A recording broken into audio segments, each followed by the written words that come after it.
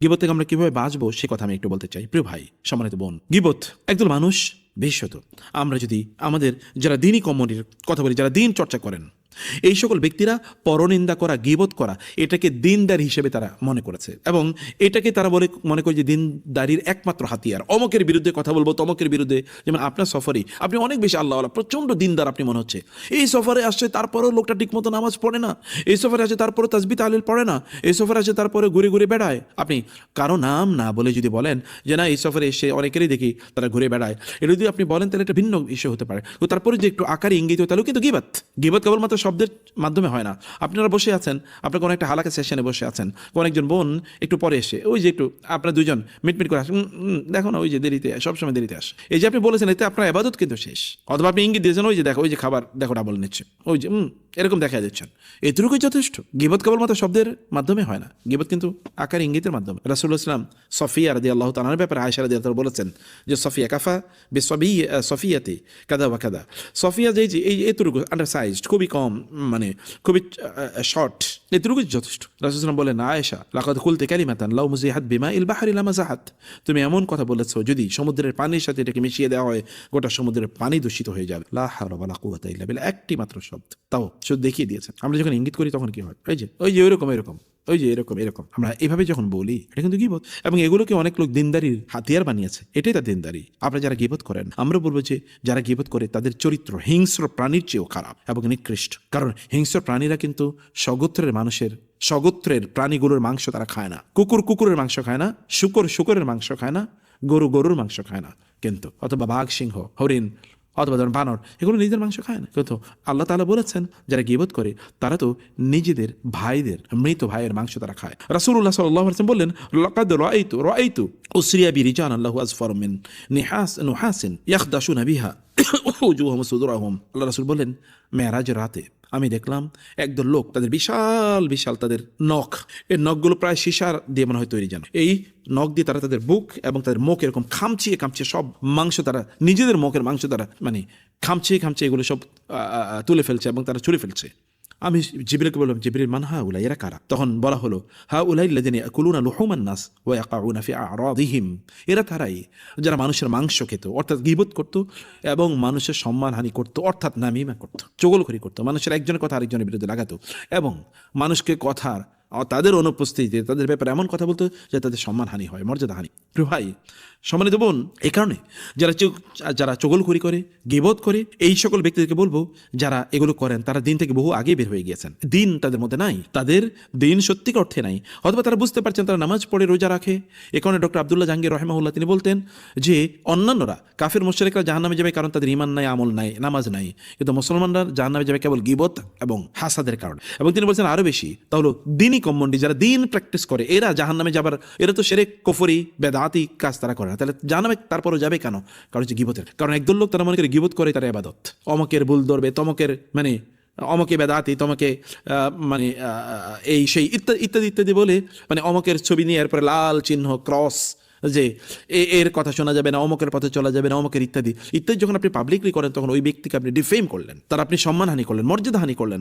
এবং আল্লাহ রাসূল সাল্লাল্লাহু আলাইহি ওয়াসাল্লাম বলেছেন এরকম আপনি অনেক ইবাদতকারী তাকে দেখতে পারেন, হতে পারে আল্লাহর কাছে ইবাদত তো অন্তরের ইস্যু, এটা তো শরীরের ইস্যু না। আমরা তো শরীরের জিনিস দেখতে পাচ্ছি, আপনি যে ইবাদতই করুন না কেন আপনার এই ইবাদত কোনো কাজে লাগবে না। আপনি দেখেন না রাসূলুল্লাহ সাল্লাল্লাহু আলাইহি ওয়াসাল্লাম এই মুক্তাব আর নাম্মাম, যারা গীবত করে, যারা নামিমা করে, তাদের ব্যাপারে রাসূল কি বলেছেন? রাসূল বলেছেন, আলা উখবিরুকুম বিআফদালি মিন দারাজাতিস সিয়াম ওয়াল সালাত ওয়াস সাদাকা, আমি কি তোমাদেরকে এমন আমলের কথা বলবো না যে আমলটি রওজা, নামাজ, দান, সাদাকা ইত্যাদির চেয়ে অনেক অনেক উত্তম? সাহাবায়ে কেরাম বলল, হ্যাঁ। রাসূল সাল্লাল্লাহু আলাইহি ওয়াসাল্লাম বললেন, ইসলাহু যাতিল বাইন, মানুষের মধ্যকার যদি কোনো মিসআন্ডারস্ট্যান্ডিং তৈরি হয়, কারো যদি সম্পর্ক হানি হয়, একজনের সাথে আরেকজনের সম্পর্ক নষ্ট হয়েছে, তাহলে সম্পর্কটা ঠিক করে দেয়া, তাদের মধ্যে যদি ভুল বুঝাবুঝি হয়, ভুল বুঝাবুঝি দূর করে দেয়া। এটা হচ্ছে কি ওই নামাজ, রোজা এবং জাকাতের চেয়ে, হজের চেয়ে, মানে নামাজ, রোজা, জাকাত এবং সাদাকার চেয়ে অনেক অনেক উত্তম। কারণ রাসূল সাল্লাল্লাহু আলাইহি ওয়াসাল্লাম বলেছেন মানুষের মধ্যকার সম্পর্কটা ধ্বংস করে দেয়, একজন এর ব্যাপারে আরেকজনকে উত্তেজিত করা, এবং কারো ব্যাপারে কোনো মানে এমন কোন শব্দ বলা যেটা ডেরেগেটরি, যেটা ডিফেমেটরি, যেটা ডিফেমিং, অর্থাৎ শেমিং, কাউকে শেমিং করা, অথবা কাউকে ধরুন মানে এমন কথা বলা কারো ব্যাপারে যেটি তার মর্যাদাকে হানি করে, অন্যের চোখে তাকে ছোট করে। আপনি যখন আমাকে আমি না তারে ভালো জানতাম, ও এইরকম, আপনার কথার কারণে যখন কেউ এরকম কথাবার্তা বলে তখন কি হয় জানেন, তখন আল্লাহ রাসূল সাল্লাল্লাহু আলাইহি ওয়াসাল্লাম বললেন এটা আল হালেকা। হালেকা মানে এটা তাকে একবারে কেটে দেয়। সাহাবায়ে কেরামরা বললেন আল হালেকা কি? তখন তিনি বললেন আমি বলি না যে এটা তার চুল হলক করে, মানে চুল মুন্ডন করে, চুলকে কেটে দেয়, না, এটা চুল কাটে না, এটা মানুষের দিন কেটে দেয়, দিন, চুল কাটে না, দিন কাটে। অথবা আপনি দিনের মধ্যেই না, দিন কবেই আপনি নামাজ পড়লো কি হলো, দিন থেকে আপনি বিচ্যুত হয়ে যাচ্ছেন। এবং এই কারণে রাসূলুল্লাহ সাল্লাল্লাহু আলাইহি ওয়াসাল্লাম বলেছেন ইয়াখরুজু ফি আখিরি জামানি কওমুন, শেষ জামানায় এমন কিছু লোক আসবে আহদাসুল আসনান, তারা হবে খুব বয়সে খুবই যুবক, কম বয়সী, কেউ তারা কিছু ফাহাউল আহলাম, তারা এমন হবে যে তাদের জ্ঞান প্রজ্ঞা বুদ্ধিমত্তা এগুলো হবে খুবই নির্বোধের মতো, জ্ঞান প্রজ্ঞা বুদ্ধিমত্তা কিচ্ছু নাই। তারা ইয়াকরাউন আল কোরআন, তারা কোরআন পড়বে, লা ইউজাউযু হানা তারাকিয়াহুম, কিন্তু তাদের এই যে গলার উপরে, গলার নিচে নামবে না, গলার উপরে থাকবে, খুব সুন্দর করে তারা কোরআন তেলাওয়াত করবে, অনেক কিছু তারা পড়বে। ইয়াকুলুনা মিন কাউলি খাইরিল বারিয়া, তারা আল্লাহর রাসূলের হাদিস বারবার কোট করবে, হ্যাঁ হাদিস এটা আছে, হাদিস এটা আছে, অমুক সালাফের এই কথা বলেছেন, কিন্তু ইয়ামরুকুনা মিনাদ দ্বীন কামা ইয়ামরুকুস সাহমু মিনার রামিয়াতি, কিন্তু তারা দিন থেকে এমনভাবে বের হয়ে যাবে যেমনিভাবে একটা তীর বের হয়ে যায় ওই যে ইয়ে থেকে, ধনুক থেকে যেমন একটা তীর বের হয়ে যায়, যখন আপনি তীর মারবেন ধনুক থেকে তখন তীরটা যেমনিভাবে বের হয়ে যায়, এই ব্যক্তি এরকম বের হয়ে যাবে দিন থেকে। দিনের সাথে তার কোনো সম্পর্ক নেই, যেমন ধনুকের সাথে তীরের সম্পর্ক নেই, তীর যখন আপনি নিক্ষেপ করেন, দিন এটা ভিন্ন জিনিস। প্রিয় ভাই, সম্মানিত বোন, একজন এই যে ব্যক্তি এরকম গীবত করে, আপনি যখন এরকম কোনো গীবতের মধ্যে লিপ্ত হয়ে যাবেন এরকম একটা সফরে, তখন আপনি কিন্তু মানুষের জন্য একটা বিষ ফোটার মতো কিছু কাজ করবেন। আপনি জানেন যে ইবনে আবি দুনিয়া রাহিমাহুল্লাহ তিনি তার হিলিয়াতু আল আউলিয়া গ্রন্থে তিনি উল্লেখ করেছেন যে একজন লোক মানে বাজার থেকে একজন কৃতদাস কিনে নিয়ে আসছেন, ঠিক আছে, ওই কৃতদাসের একটাই কেবল দোষ ছিল, সে ছিল কি, সে ছিল নাম্মাম, তার মানে খুবই ভালো, সব একেবারে দিনদার, নামাজি ইত্যাদি ইত্যাদি, কথিত দিনদার এবং খুবই স্কিলফুল, অনেক কিছু আছে, কিন্তু তার একটাই প্রবলেম ছিল, তারও কি ছিল, সে ছিল নাম্মাম। নাম্মাম মানে হচ্ছে সে কেবলমাত্র সুগুলখুরি করতো। আনার পর এরপরে কি হয়ে জানেন, কয়েকদিন পরে এই লোকের সাথে তার বউয়ের বিচ্ছেদ হয়ে গেছে, মাথা তালাক হয়ে গেছে। কারণ কি, কারণ স্বামীর কথা গিয়ে বউরে বলতো, বউয়ের কথা গিয়ে স্বামীর কথা বলতো, এরকম মিথ্যা হাবিজাবি মিলে আসলে এরপরে সংসারই ভেঙে গেছে। কিন্তু সে কিন্তু অনেক নামাজি, অনেক কোরআন তেলাওয়াত। প্রিয় সম্মানিত বোন, আমাদেরকে এই কারণে আমরা দেখবেন যে আমরা কথায় কথায় কেবল গীবত করে, এটা আমাদের একেবারে খাদ্যে পরিণত হয়েছে। বিশেষ করে সোশ্যাল মিডিয়াতে তো এটাকে আমরা গীবতের আস্তানা বানাইছি, এখানে কেবলমাত্র কেবল গীবত, এবং এটা আমরা আমাদের ধর্মীয় দায়িত্ব মনে করেছি, এক্সপোজড। যেমন দেখবেন মানে কি বলে, এরকম বিভিন্ন পেজ আছে, আমি দেখেছি যে কি বলেন এইটা এক্সপোজ করা হচ্ছে, ওই পেজের কাজ হচ্ছে মানুষকে এক্সপোজ করা। এক্সপোজ মানে হচ্ছে তাকে ওই যে মানে বলেছে তার একে উন্মুক্ত করে দিলাম, খুলে দিলাম। আপনি কি উন্মুক্ত করছেন? মানুষের সম্মান মর্যাদা। আল্লাহ রাসূল সাল্লাল্লাহু আলাইহি ওয়াসাল্লাম বাইতুল্লাহ চারপাশে তাওয়াফ করার সময় তিনি বলছিলেন, হে বাইতুল্লাহ, আমি তোমাকে নিশ্চিত করছি আল্লাহর কাছে তোমার মর্যাদার চেয়ে একজন ইমানদারের, একজন মোমেনের মর্যাদা অনেক অনেক বেশি, একজন মোমেনের মর্যাদা অনেক অনেক বেশি। এবং তিনি বলেছেন যে গোটা পৃথিবী ধ্বংস হয়ে যাওয়ার চেয়ে একজন ইমানদারের সম্মান আল্লাহর কাছে অনেক অনেক বেশি গুরুত্বপূর্ণ। তা আমরা কি করছি? মোমেনদের সম্মান আমরা নষ্ট করছি। এটা তো আমাদের করার দায়িত্ব নাই, এটা আমাদের করার কোনো সুযোগই আমাদের নাই। যদি এটাকে আপনি মনে করেন যে না ঠিক আছে, কোনো মোমেনের বিরুদ্ধে কথা বলা এটা আপনার ধর্মীয় অধিকার, তাহলে বুঝবেন যে এটা শয়তান আপনাকে অধিকার দিয়েছে, আল্লাহ এই অধিকার দেন না। অনেকে এরকম যুক্তি দিতে পারে যে আমাদের সালফে সালেহিন তারা তো বলেছেন যে যারা এরকম করে তাদের ব্যাপারে এই করো। কে বলেছেন এই কথা? তিনি বলেছেন অনেক সালাফ। আর আপনি কে? যিনি বলেছেন তিনি অথরিটি, তার অথরিটির জায়গা থেকে তিনি বলেছেন। আর আমি কে? আমার তো কোনো ইবাদত নেই, আমলই নাই। আমি কি বলছি? যেটা প্রত্যেকটা সেকেন্ডে আমার ভুলের মধ্যে আমি নিমজ্জিত, অন্যায়ের মধ্যে আমি নিমজ্জিত। আমি কেমনি এই দিকে হাত বাড়াই? হাদিসের বিশারদরা তারা কোনো এক ব্যক্তির ব্যাপারে বলেছেন, ওই ব্যক্তির ব্যাপারে কে বলেছেন? এটা ইমাম বুখারী বলেছেন, ইমাম আহমদ ইবনে হাম্বল, ইমাম শাফি, ইমাম মালিক, ইমাম আবু হানিফা রাহিমাহুমুল্লাহ, তারা বলেছেন। আর আমরা ইমাম মানে ওই যে সুফিয়ান সাউরি, সুফিয়ান ইবনে ওয়াইনা, অথবা ধরুন মানে আব্দুল্লাহ ইবনে মুবারক, তারা বলছেন। এদের কথা আর আমাদের কথা আমরা তাদের লেভেলে নিজেদেরকে নিয়ে যাচ্ছি, তাদের কোটেশন দিয়ে আমি আমার অন্যায়কে জাস্টিফাই করার চেষ্টা করছি। খুবই দুর্ভাগ্য। শয়তান প্রতিদিন আসর বসায় কারা কি কাজ করেছে, এবং শয়তানের কাছে তারাই সেরা, যারা গীবত দিয়ে মানুষের পরিবার, মানুষের সমাজ অথবা অন্য মুসলমানদের সাথে তাদের সম্পর্ক ধ্বংস করে দিচ্ছে। সেই সকল ব্যক্তিরা আল্লাহর কাছে সবচেয়ে নিকৃষ্ট, শয়তানের কাছে সবচেয়ে প্রিয়। আমরা গীবত এবং নামিমা এটা কেবলমাত্র আমাদের আখেরাতকে ধ্বংস করে না, আমাদের দুনিয়া ধ্বংস করে। আমাদের দুনিয়ায় কেবল ধ্বংস করে না, আমাদের আখেরাতও ধ্বংস করে দেয়।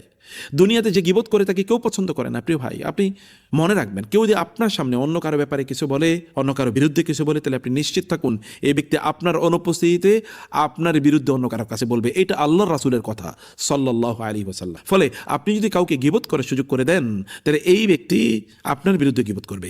কারণ গীবত হলো এটা এক ধরনের ঋণ, এটা পরিশোধ করতেই হয় দুনিয়াতে। আর আখিরাতেও তার পানিশমেন্ট রয়ে গেছে। রাসূলুল্লাহ সাল্লাল্লাহু আলাইহি ওয়াসাল্লাম বলেছেন, কেউ যদি গীবত করে তাহলে সে মৃত ভাইয়ের মাংস খায়, এবং তিনি প্রমাণ দেখিয়েছেন যে যখন লোকেরা গীবত করে তখন তারা যদি বমি করতো তাহলে ওই রকম মাংস তাদের পেট থেকে বের হয়ে যেত। রাসূল সাল্লাল্লাহু আলাইহি ওয়াসাল্লাম নিজে পরীক্ষা করে দেখিয়েছেন, দেখো তোমরা বমি করো, দেখো পেট থেকে মাংস বের হচ্ছে, এবং চেহারা মাংস খেলে লাল যেমন হয়ে যায়, গীবতকারী চেহারা এরকম লাল হয়ে যায়। আল্লাহ রাসূল সাল্লাল্লাহু আলাইহি ওয়াসাল্লাম বলেছেন, কোন একজন ব্যক্তি যখন গীবত করে, গীবতের মধ্যে যখন নিমজ্জিত হয়ে যায়, আপনি হজ উমরা কি করবেন? আপনার দৈনন্দিন ইবাদত সব নষ্ট হয়ে যাবে। রাসূলুল্লাহ সাল্লাল্লাহু আলাইহি ওয়াসাল্লাম বলেছেন, আতাদরুনা মানিল মুফলিস, তোমরা কি জানো যে দেউলিয়াকে? সাহাবায়ে কেরামরা বললেন, আমাদের যার টাকা পয়সা নাই সেই তো দেউলিয়া। রাসূল সাল্লাল্লাহু আলাইহি ওয়াসাল্লাম বললেন, না, আমার উম্মতের মধ্যে দেউলিয়া হবে সেই ব্যক্তি যে কিয়ামতের দিন প্রচুর আমল নিয়ে আসবে, নামাজ, রোজা, হজ, যাকাত, উমরা, এগুলো সব করেছে, কিন্তু সে কি করেছে? মানুষের গীবত করেছে, মানুষের বিরুদ্ধে অপবাদ দিয়েছে, চুগলখড়ি করেছে, ছিদ্রান্বেষণ করেছে, স্পাইগিরি করেছে, গোয়েন্দাগিরি করেছে। এগুলো করে মানুষের মানুষ সম্পদ লুণ্ঠন করেছে, অথবা তাদেরকে গালিগালাজ করেছে, তাদের রক্তপাত করেছে, তাদের উপর জুলুম করেছে। ফায়ুতা হাদা মিন হাসানাতিহি ওয়া হাদা মিন হাসানাতিহি ফাইন ফানিয়াত হাসানাতুহু ক্বাবলা ইউকদাম আলাইহি উখিযা মিন সাইয়্যাতিহি অথবা উখিযা মিন খাতায়াহুম ফাতুরিহাত আলাইহি সুম্মা তুরিহা ফিন্নার। রাসূল সাল্লাল্লাহু আলাইহি ওয়াসাল্লাম বললেন, অতঃপর যদি এই ব্যক্তির আর কোনো সওয়াব না থাকে, এই ব্যক্তি এখন ওই যে সকল ব্যক্তিদের সে গীবত করেছে, ওরা এখন কিয়ামতের দিন এসে বলবে, আল্লাহ আমি এর কাছে পাই কি? পাও? সে গীবত করেছে আমার বিরুদ্ধে, এই কারণে আমি তার কাছে আমার ইজ্জত হানি করেছে, আমি তার কাছে পাওনা আছে, আমার ইজ্জত পাওনা আছে। এখন সেই ইজ্জত ফিরিয়ে দেবে কীভাবে? সম্মান ফিরিয়ে দেবে কীভাবে? দেওয়ার সুযোগ নাই। তাহলে করণীয় কি?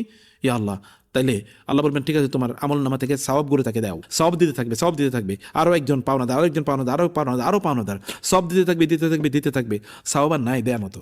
তখন বলবে, ঠিক আছে, আরও পাওনাদার রয়ে গেছে, ঠিক আছে, তোমাদের যে গুনাহ আছে এই গুনাহগুলো এবার তার আমল নামায় ঢোকাও। ওর আমল নামা, ওর অ্যাকাউন্টে এই সকল গুনাহ ঢোকাতে থাকবে। এমন এক সময় যে তার আমল নামায় আর গীবত আর কিছুই নাই, আর সব শেষ, কিন্তু তার আমল নামে একটা সওয়াবও নাই, কেবল গুনায় ভর্তি। অতঃপর এই গুনাহ নিয়ে তাকে জাহান্নামে নিক্ষেপ করা হবে। ইবাদত করছেন, এই ইবাদত আপনাকে বাঁচাতে পারতেছেন। গীবত থাকা ইবাদত আল্লাহর কাছে কবুল হয় না, আর সেই ইবাদত আপনাকে বাঁচাতে পারে না। প্রিয় ভাই, এই কারণে আপনি কবর থেকে তো বিপদে থাকবেন। আপনি জানেন রাসূলুল্লাহ সাল্লাল্লাহু আলাইহি ওয়াসাল্লাম তিনি বলেছেন, আসন্ন সত্য আরও বহুত পরের কথা। রাসূলুল্লাহ সাল্লাল্লাহু আলাইহি ওয়াসাল্লাম কি একথা বলেন নাই? লা ইয়াদখুলুল জান্নাতা নাম্মামুন, একজন গীবতকারী অথবা একজন চগলখোর জান্নাতে প্রবেশ করবে না। আর রাসূল সাল্লাল্লাহু ওই যে দুইটা কবরের পাশে দিয়ে যাচ্ছিলেন, সেই কবরের বাসিন্দাদেরকে শাস্তি দেওয়া হচ্ছে। তিনি বলছেন, কবরের আযাব থেকে তোমরা আল্লাহর কাছে মাফ চাও। এরা দুজনে কবরে শাস্তি পাচ্ছে। সাহাবায়ে কেরামরা বললেন যে কিসের কারণে শাস্তি পাচ্ছে? তখন তিনি বললেন, আম্মা আহাদুহুমা ফাকানা লা ইস্তানজি মিনাল বাউলি ওয়া আম্মাল আখিরু ফাকানা ইয়ামশি বিন নামিমাতি, যে এর মধ্যে একজন সে হলো পেশাব করার সময় সাবধান থাকতো না, আর দ্বিতীয়জন সে চগলখড়ি, গীবত এবং আরেকজনের বিরুদ্ধে একজনের কথা আরেকজনের কাছে গিয়ে লাগানো, এই কাজ করে বেড়াতো। এবং এই কারণে আল্লাহ তাআলা তাকে এই কবরই শাস্তি প্রদান করা শুরু করে দিয়েছেন। রাসূল ইসলামকে দিনদারি কথা বলেন নাই, দুই চোয়ারের মধ্যখানে জিহ্বাটাকে নিয়ন্ত্রণ করা, এবং উরুর মধ্যখানের অর্থাৎ লজ্জাস্থানকে নিয়ন্ত্রণ করলে আমি তার জন্য জান্নাতের জিম্মাদার হব। রাসূল কি কথা বলেন নাই? তাহলে আমরা যদি এটা নিয়ন্ত্রণ না করতে পারি তাহলে কিভাবে জান্নাতে যাব?